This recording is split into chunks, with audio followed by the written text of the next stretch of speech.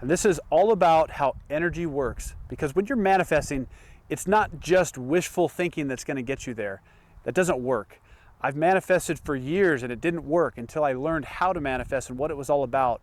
And in part one, we're going to talk all about your energetic alignment. And when you align with the things that you are trying to manifest, it's literally the key to everything. And so the way I like to describe it is the universe, it always says yes to your energy. So whatever energy you put out is what comes back to you. And I think the hardest part about manifesting in the beginning is, how do you start? The easiest way to say it is to set a clear intention. Know exactly what you're trying to manifest, and not just want it, because wanting it creates lack energy. When the universe is going to go, yeah, it's good to want. I'm going to give you more opportunities to want more and more of whatever it is that you're manifesting. So it's living in that energy. And so setting the clear intention and claiming it. And one of my examples is, I've always wanted to live in Montana, but I didn't actually know how to get there. And so I had all these ideas about how I would do it. And I was more in the process of worrying how to get there and what it was going to take for me to actually live in nature and be part of nature. And it just didn't work. And I felt like, oh, I put so much time into this and manifesting and saving money and doing all the things that I thought it took. It was none of those things. It was about aligning my energy.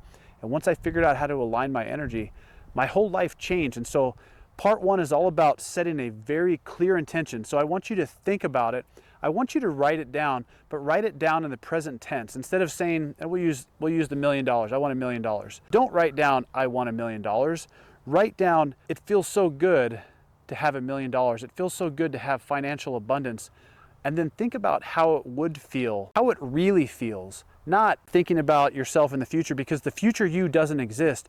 Only the present you exists, okay?